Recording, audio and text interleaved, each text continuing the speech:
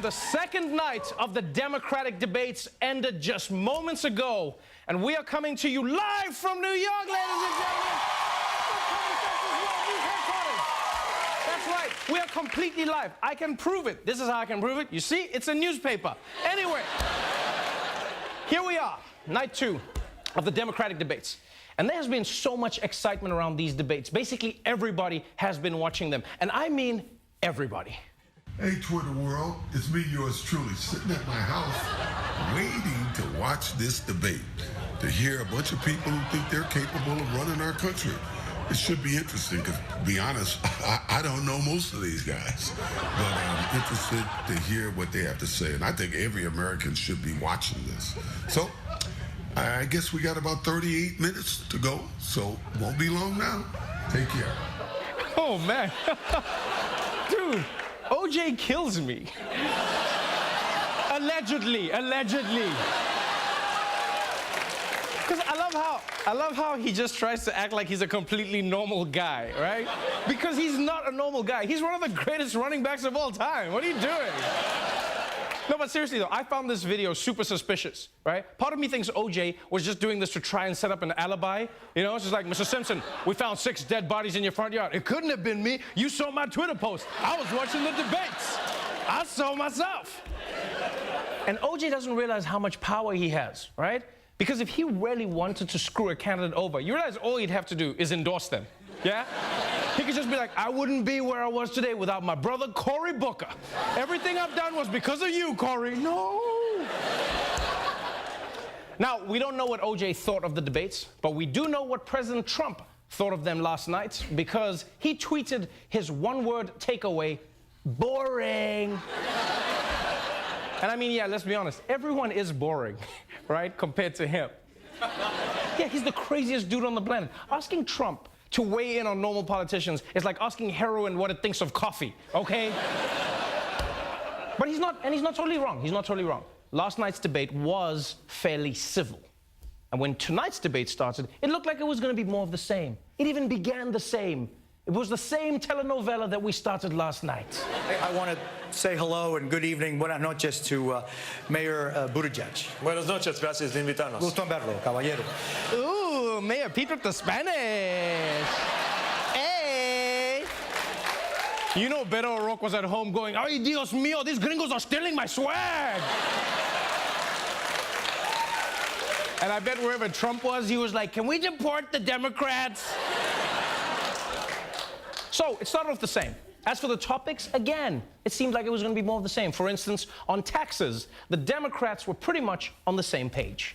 We can make massive cuts in the $1.6 trillion in tax loopholes out there, and I would be going about eliminating Donald Trump's tax cuts for the wealthy. On day one, I will repeal that tax bill that benefits the top 1% and the biggest corporations of America.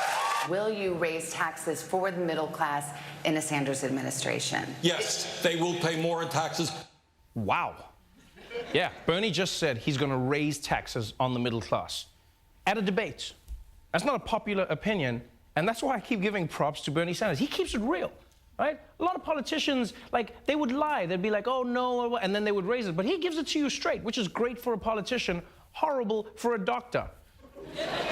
Can you imagine Bernie? You just come out and be like, your grandpa's not gonna make it. The cancer's got his balls. You might as well say bye-bye right now. Bye-bye.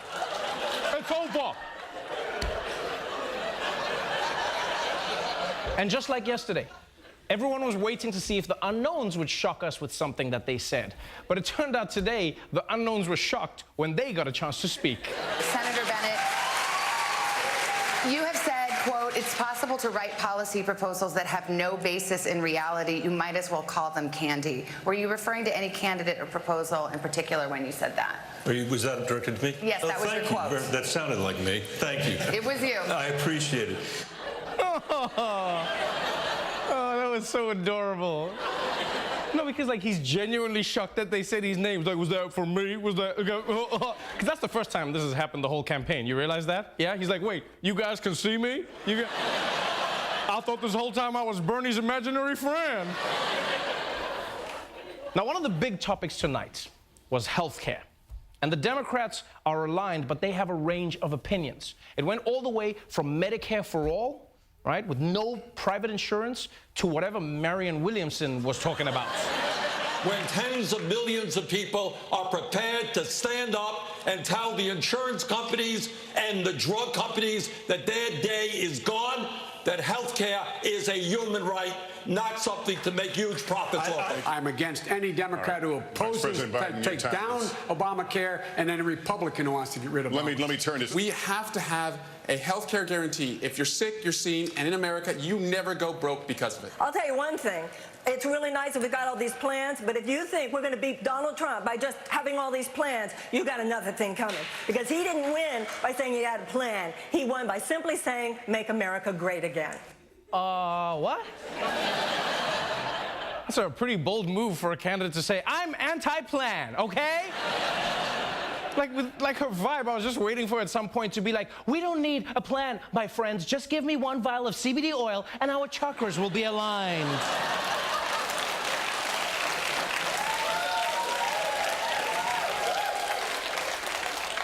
So at this point, night 2 seemed fairly chilled.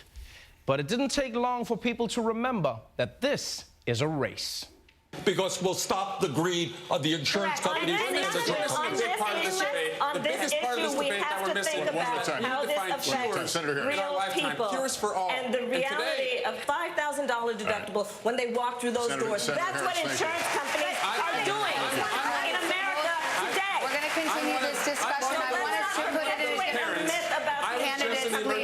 candidates, please. Probably ought to contribute to the generation's As part of Joe's generation, I'm all for part of Joe's generation, let me respond. Before we move on The issue, if I may say, is not generational. Please. The issue is not generational. The issue is who has the guts to take on Wall Street?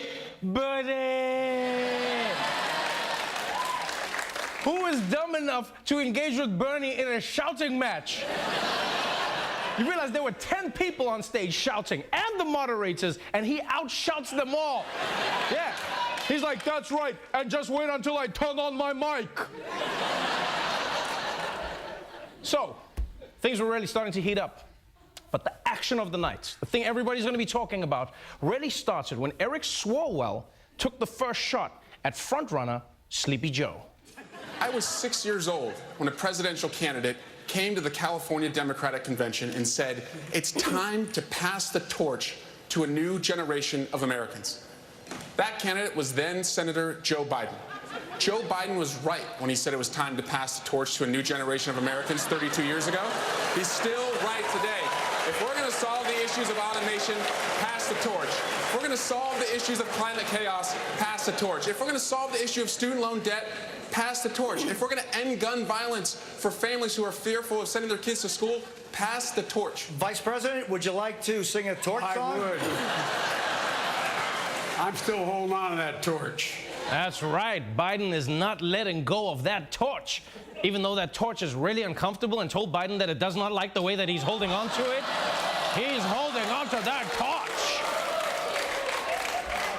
Oh, and just by the way, it was really funny because Swalwell tried to use the same torch line on Bernie later in the debate, which totally failed, right? Because it's not going to work on Bernie the same way. How are you going to tell him to let go of the torch when he invented fire? It's not the same thing.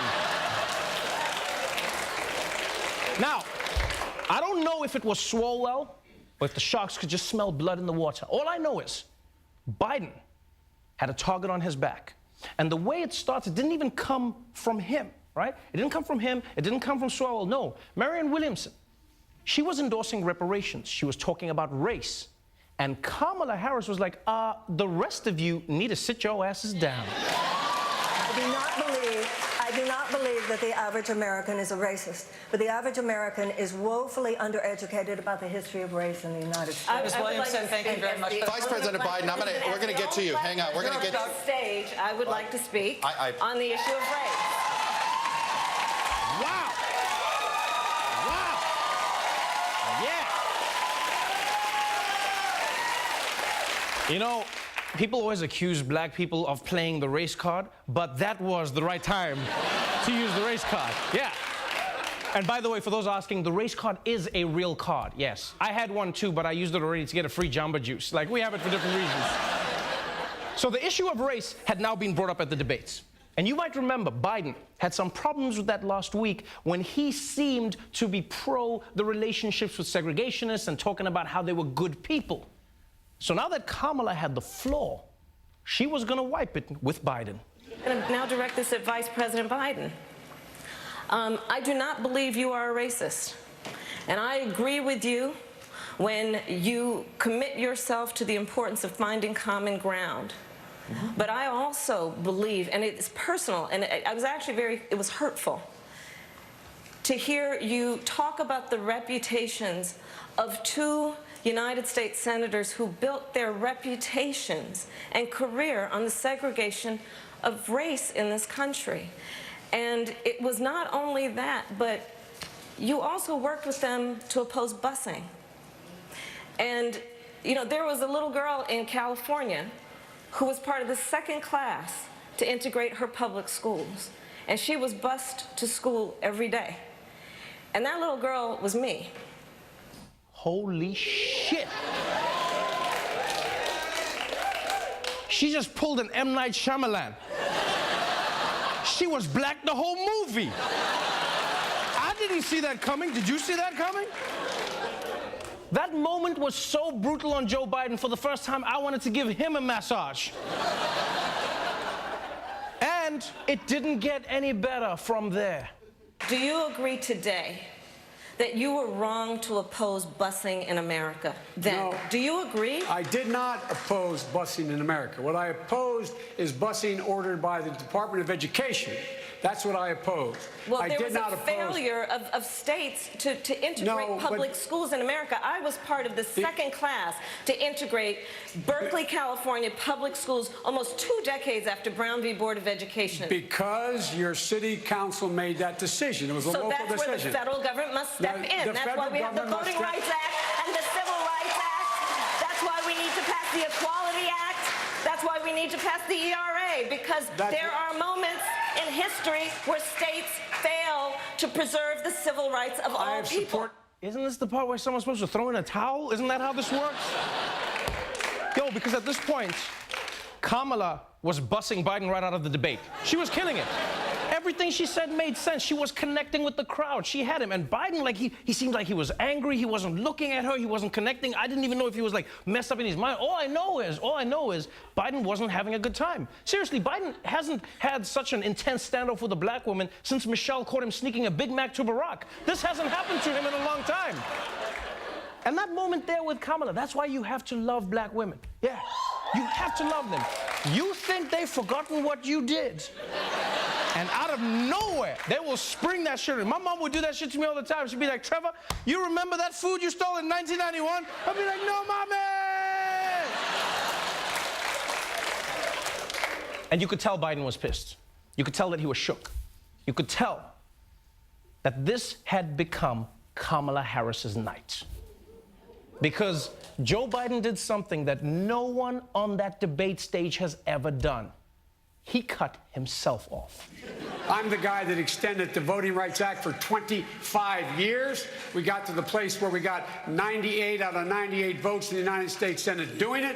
I've also argued very strongly that we, in fact, deal with the notion of denying people access to the ballot box. I agree that everybody, once they, in fact, they should... Anyway, my time's up. I'm sorry. Thank you, Vice President.